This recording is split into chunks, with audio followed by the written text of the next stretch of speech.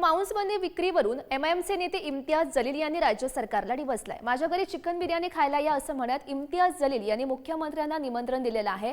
तसंच पालिका आयुक्तांना चिकन मटन पार्टीमध्ये सहभागी होण्याचं आवाहन सुद्धा त्यांच्याकडून करण्यात आलंय।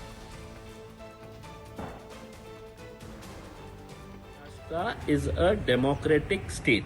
India is not a dictator ruled country.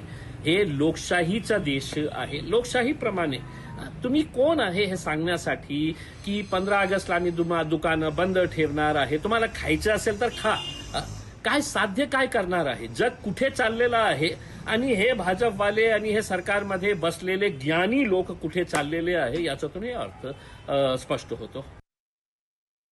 अहो हे सगळं नाटकं असतात, त्या लोकांना फक्त आता आपला टीआरपी वाढवण्यासाठी किंवा आपलं कुठेतरी न्यूजमध्ये असण्यासाठी असे प्रकार करतात आणि हे प्रकार लोकांच्या लक्षातही येतात। पण सर आज जन्माष्टमीचे त्योहार हिंदूचे सण आहेत, मग काय हिंदूची भावना दुखती नाही?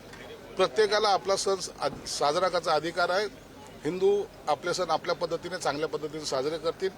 ज्यांना कुणाला विरोध करायचा त्यांनी विरोध करावा, त्यांना काय खायचं नाही खायचं त्यांनी ते करावं, परंतु याचा निश्चितच दखल हा प्रत्येक भारतीय किंवा प्रत्येक नागरिक हा घेत असतो।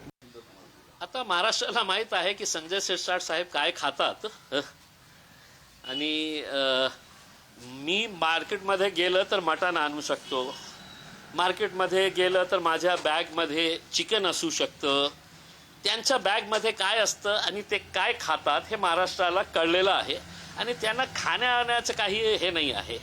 पिण्यासाठी कोणकोणती ब्रँड्स अवेलेबल आहे हे त्यांचं लक्ष त्याच्यावर जास्त असतं। माझी चिंता करू नका, मी विरोधी पक्षातला एका छोटासा माणूस आहे, माझ्या बाबतीत तुम्ही बोलणं म्हणजे शोभत नाही आपल्याला।